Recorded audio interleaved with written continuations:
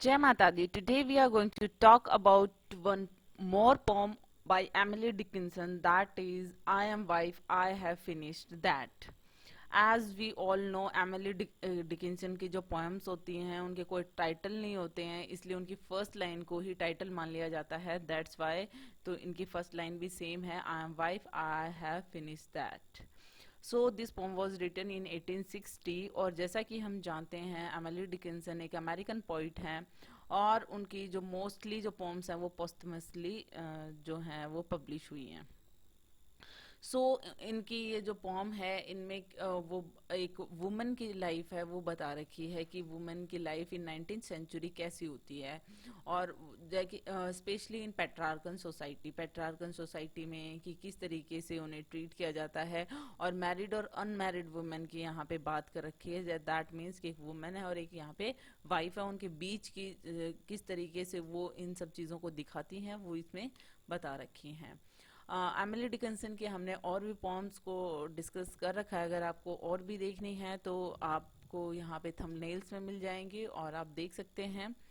सो अब आज हम इस पॉम के बारे में डिस्कस कर लेते हैं, ज़्यादा बड़ी पॉम नहीं है, 3 स्टेंजा पॉम है। तो शुरू करते हैं इस पॉम को।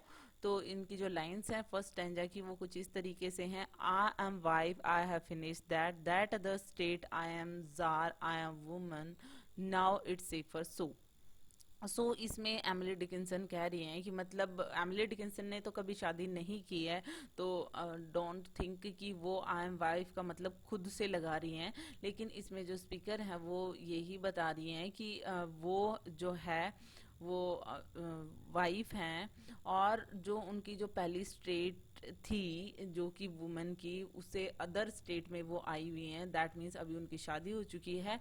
और वो कह रही हैं कि अभी वो डिक्लेयर करती हैं कि ये जो जॉब है उन्होंने एज ए वाइफ वो फिनिश कर ली है। एंड साथ ही साथ में वो ये बता रहे हैं कि किस तरीके से उन्होंने स्पीकर ने बताया कि वाइफ और वुमन को यहाँ पे किस तरीके से अलग बताया गया है कि आफ्टर मैरिज जो एंशिएंट सोसाइटी या 19th सेंचुरी में की सोसाइटी थी उसमें यही होता था, पैट्रार्कन सोसाइटी में, कि उनको मैन को ओबे करना होता था। उनकी रोल होते थे वो चाहे कोई भी हो उसको ओबे करना पड़ता था। और इस तरीके से वो इस लाइफ से, इस वाइफ की लाइफ से वो एग्जॉस्टेड हो चुकी हैं, और स्टार्टिंग में वो मतलब इस तरीके से बता रही हैं कि किस तरीके से वो इस लाइफ में एंटर हो गई हैं। और जो अदर स्टेट थी दैट मीन्स जब वो अनमैरिड थी, जब वो उनकी शादी नहीं हुई थी, सो उस चीज़ को वो बता रही हैं कि दैट अदर स्टेट को उन्होंने छोड़ दिया है। And I am jar, jar यहाँ पे कौन है, जार है रशियन राजा जो होते थे उनको जार कहा जाता था। वो कहती हैं jar like king, I am women now it's safer और वो कहती हैं कि वो अपने माइंड की अब किंग हैं।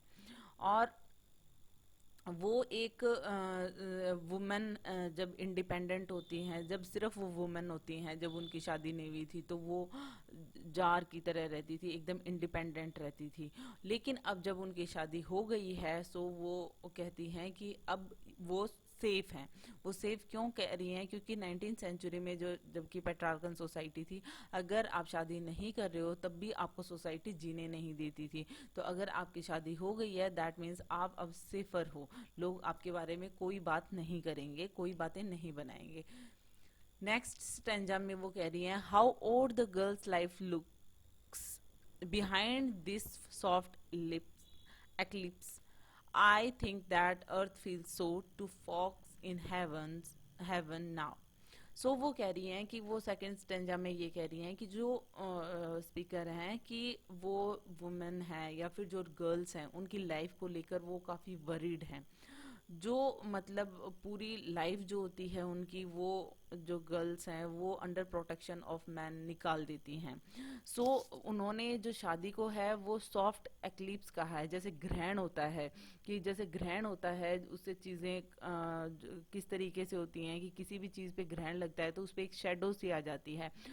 इन द सेम मैनर की उन सेम मैनर में गर्ल्स के साथ में भी ऐसा ही होता है कि वो पेट्रार्कन सोसाइटी में under the protection of man, वो मैन की प्रोटेक्शन में रहती हैं, लाइक सॉफ्ट इक्लिप्स। तो ये शादी के बाद में शादी को वो सॉफ्ट इक्लिप्स कह रही हैं। और जब वो गर्ल होती हैं तो उनकी लाइफ किस तरीके की कैसी ऑड होती है। I think that earth feel so to folks in heaven now. और वो इस तरीके से कह रही हैं कि जैसे जिस तरीके से अर्थ और हेवन होती है, कि जब आप हेवन में पहुंच जाते हो तो अर्थ को किस तरीके से लेते हो, उस तरीके की फीलिंग आ रही है उनमें। कि मतलब अब वो जो है अगर कोई सपोर्टिव होता है, या फिर अगर 19th सेंचुरी में अगर आपने शादी कर ली है, तो दैट मीन्स कि आप सेफ हो। आज के ज़माने के बारे में बात नहीं हो रही है इस फॉर्म में, कि मतलब पहले पेट्रार्कन सोसाइटी में किस तरीके से होता था, वो उसकी बात कर रही हैं। सो मतलब जो फॉक्स ऑफ हेवन हैं, जो हेवन के जो लोग हैं, या फिर आप जो नेक्स्ट स्टेज में पहुंच गए हो, आप अब किसी की वाइफ हो, तो आप अर्थ के बारे में कैसे सोचोगे। इन द सेम मैनर वो सोच रही हैं कि मतलब किस तरीके से प्रोटेक्शन के लिए और जो मैन की हेल्प की ज़रूरत होती है एक लेडी को। In the third stanza, she talk about this being comfort, then that other kind was pain, but why compare, I am wife stop there. So इस लास्ट स्टेंजा में वो अगेन वो ये कह रही हैं कि जैसे कि अगर अब कंफर्ट है, दैट मीन्स अब उनकी शादी हो गई है, अब उनको सेफ फील हो रहा है उस सोसाइटी में। अगर आप शादी कर लेते हो, दैट मीन्स आपको सोसाइटी कुछ नहीं कहेगी, या फिर उनकी नज़रों में आप अच्छे बने रहोगे। सो वो अभी कंफर्ट है, वो सेफ फील कर रही हैं। लेकिन the other kind was pain, और वो जो दूसरा था, जब वो इंडिपेंडेंट रह रही थी, तब उस पेट्रार्कन सोसाइटी में जिस तरीके के लोग बातें करते हैं, तो उसको देखते हुए वो उनके लिए पेन था। लेकिन वो इन दोनों चीज़ों को क्यों कंपेयर कर रही है। वो यही सोच रही है कि मतलब कंफर्ट जो होता है वुमेन का, वो किस तरीके से जो वो बता रही हैं कि in the protection, under the protection of man, वो किस तरीके से कंफर्ट फील कर रही हैं, सेफ फील कर रही हैं। या फिर जो लाइफ आप खुद इंडिपेंडेंट या ऑन अपने शर्तों पे आप जीते हो, या फिर इंडिपेंडेंटली जीते हो, वो डिफरेंट होती है।